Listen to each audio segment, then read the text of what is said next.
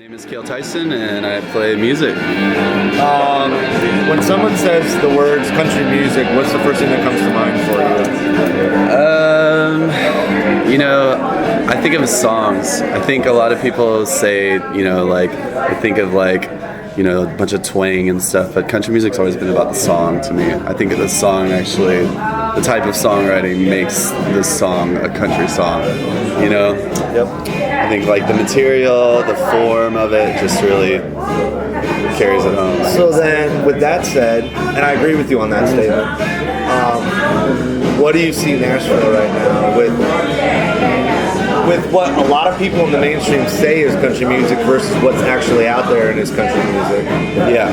I don't know, what do you see personally? I mean, I see it as two different genres, honestly. I see all the mainstream stuff is it doesn't, I think once you start labeling stuff, it makes them more confusing. So I don't really see that as, the mainstream stuff I think of as mainstream country, and I think of what we play as more of a traditional sounding country or an alt country or whatever.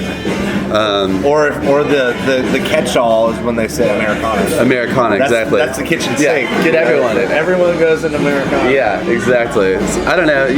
I get asked a lot about the mainstream world, but being in Nashville, you have to try to be a part of that world to even know what's going on in it, and that's not something that I ever make an effort to do or ever have made an effort to do. But I guess with that thought process, though, there's this vacuum that's happening now with Chris and Jason and Sturgill, but there's also a backlash. Did you watch the Grammys?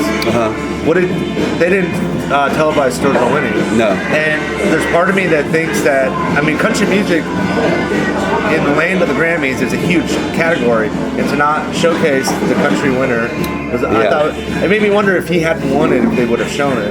Yeah. I don't know if you thoughts about I thought about it a little bit, but I'm not familiar enough with the Grammy. I don't really watch the Grammys every year, and it's just kind of one of those things where, like I said, there's a bunch of different worlds for music, and I don't find myself in all those worlds, especially the mainstream ones. But yeah, I don't know. I have a hard time saying that people are getting snuffed right and left, other than I don't think that people like Sturgill really give a shit. What I'm saying is that it doesn't matter. Yeah. The awards don't matter. The selling 1 million records doesn't matter. It's the fact that these people got into this because they loved it. Yeah. Not to sound cliche, but I see that when I see those folks. That's why you're out here in the freezing cold playing in Nashville. Yeah, exactly. Yeah. Why else would I be? Well, where does it all start for you? Where are you from originally? I'm from Texas. I'm from a place called Cleburne, where I grew up. Where's that? It's just outside of Fort Worth and Dallas area. Okay. It's south of that. So I grew up there, and country music was something that I was just immersed in because it was in Texas. Yeah. My dad listened to, Hank Williams, Johnny Cash, Merle Haggard, and it was just something that was just, I didn't even know there was other kinds of music. It's always been around. Yeah. In the background. Yeah. So then I moved to Fort Worth in my teenage years, and Fort Worth was a little bit of a bigger city. But I hated country music. I didn't play country music at all. What were you playing?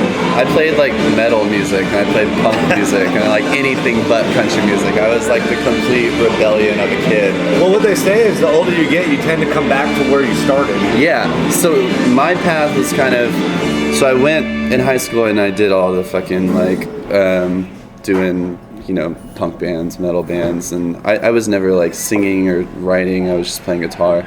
But then I got really into Bright Eyes, which is funny. I got super into Bright Eyes. I think everybody did at that time. Yeah, I don't know how many people admit it anymore. But I don't know why they don't. I still like it. But I got so into Bright Eyes, and I started writing because I was like, this is awesome. So I started writing music and kind of writing songs that were a little bit more folky, a little bit emo-ish or whatever. And then moved to Dallas for college. Spent a year in Dallas where I started my first band called Bee Cave, and we played around the area. And we were doing that kind of indie folk sort of thing.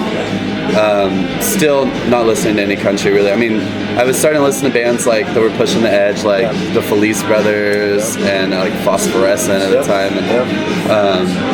And And so I moved to Nashville a year later, still not because I wanted to do country music. I just wanted to get the hell out of Dallas, and I had a buddy that lived in Nashville, and he was like, you should come here. Like, so I moved to Nashville. That buddy moved home immediately, so I knew nobody in Nashville. But I met this guy that played pedal steel, and he was like, you know, we should play together sometime. And I'd never played with a pedal steel player before, and he became a good buddy of mine. And he was the same way. He got into like music through Bright Eyes too. Like, that's how craziest thing is. He started playing pedal steel because of Bright Eyes, which is like bizarre to me. But he was like, man, you should go back and listen to like this Ray Price record, or listen to like this like early George Jones or whatever. And I was like, yeah, this stuff rules. And like, I remember a lot of this from growing up, but I just like pushed it out of my memory, and it resonated, and it was cool. And all of a sudden the songs I was writing started to kind of emulate that form. And yeah. What is it about rediscovering that music that really sparked this whole trajectory? Was there a little bit of nostalgia? Like, it was nostalgia, but it was also like whenever I first started playing country music, like Sturgill wasn't doing anything yet, like, or he was, but he wasn't the big success he is now. But it was kind of like almost an untapped market in my eye. Like, there was like bands doing it at Roberts on Broadway, but there was like no one really like going after that pure sound, and that I knew of at least. I mean, I'm sure there are tons of people doing it, but it was fun, it was unique, and it was new to me. So it was like this like really cool thing to do, and like be like, man, we can take sounds from this, and we can like really like go after this movement a little bit. And it was awesome. And so like, I mean, I've definitely changed since then. I think at the time I was purely emulating, and I was like, I just want to sound just like this old Merle Haggard record, or like this Gary Stewart record. I just want to sound exactly like it.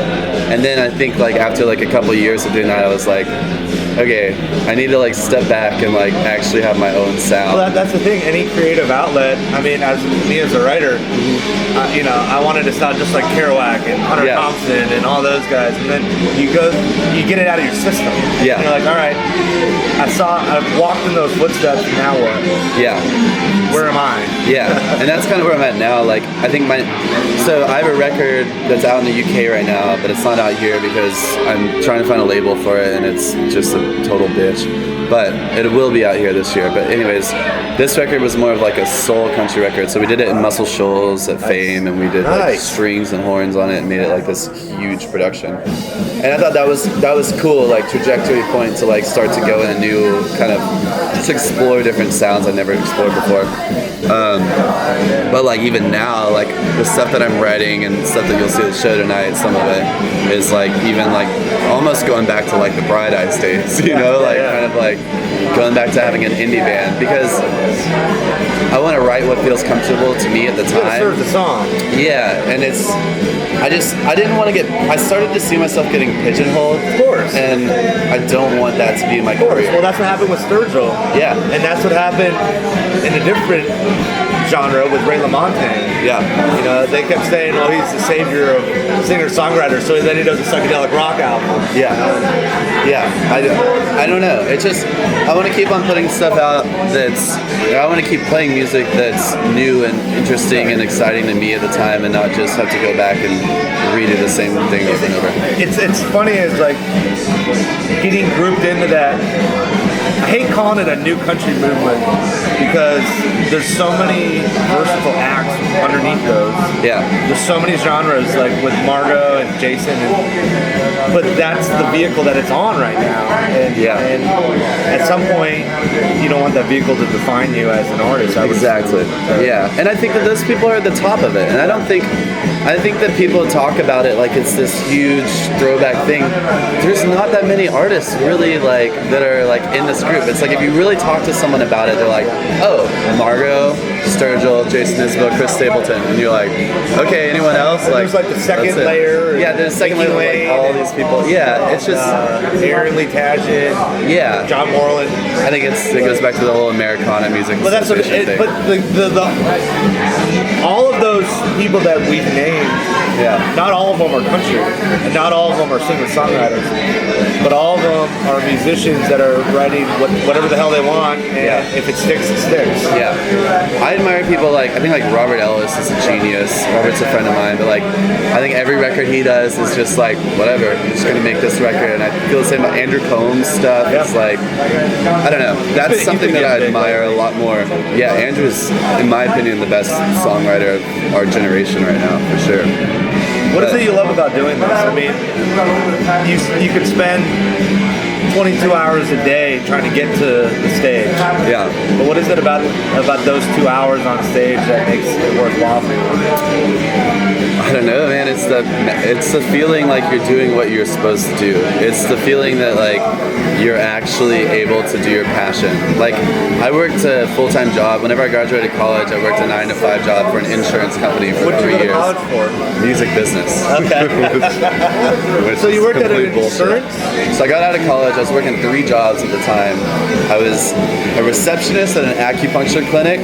I worked in a Chipotle burrito place, and then I worked for a realtor making her website and doing all that stuff.